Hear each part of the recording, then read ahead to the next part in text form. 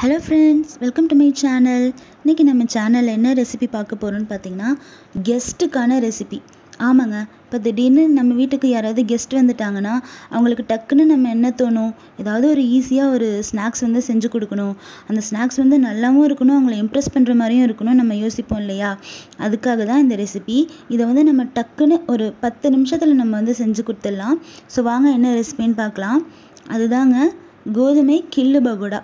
ஓகேவா, நம்ம வீட்டில் இருக்கிற கோதுமையை வச்சு ஈஸியாக எப்படி இந்த ஸ்நாக்ஸ் செய்கிறதுன்னு இந்த வீடியோவில் பார்க்க போகிறோம். வாங்க எப்படி செய்கிறதுன்னு பார்க்கலாம். இதுக்கு வந்து ஒரு 4லேருந்து 5 பச்சை மிளகாவை நம்ம சின்ன சைஸில் கட் பண்ணி வச்சுருக்கோம். அடுத்தது மீடியம் சைஸ் இஞ்சி எடுத்து அது சின்ன சின்ன பீசஸாக கட் பண்ணி வச்சுருக்கோம். நீங்கள் துருவி கூட வச்சுக்கலாம். பெரிய வெங்காயமாக இருந்தால் ஒரு 2 பெரிய வெங்காயம் எடுத்துக்கோங்க. சின்ன வெங்காயமாக இருந்தால் ஒரு 10லேருந்து 15 எடுத்துக்கோங்க. அடுத்தது 4 ஸ்பூன் சோள மாவு, 1 கப் கோதுமை மாவு எடுத்துக்கோங்க.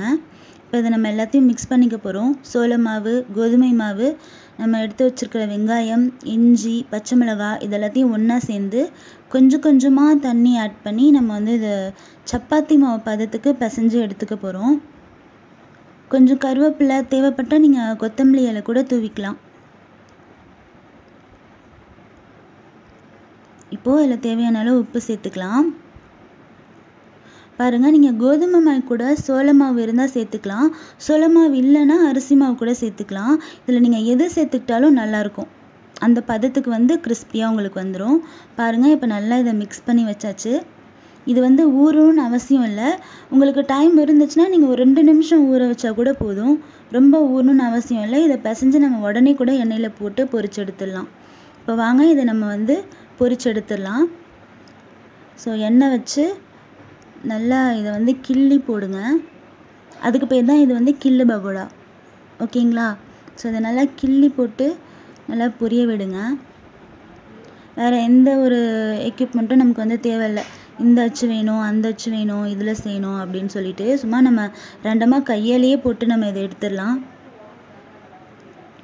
இப்போ இதை வந்து நம்ம நல்லா முருக விட்டு பொரிச்சு எடுத்துக்கலாம். பாருங்கள், சூப்பராக வந்திருக்கு. நல்லா கோல்டன் ப்ரௌனில் நம்ம வந்து பொரிச்சு எடுக்கணும். இதை வந்து நீங்கள் கொஞ்ச நேரத்தில், அதாவது ஒரு 10 நிமிஷத்தில் நீங்கள் செஞ்சிடலாம். ரொம்ப ரொம்ப ஈஸியான ரெசிபி இது.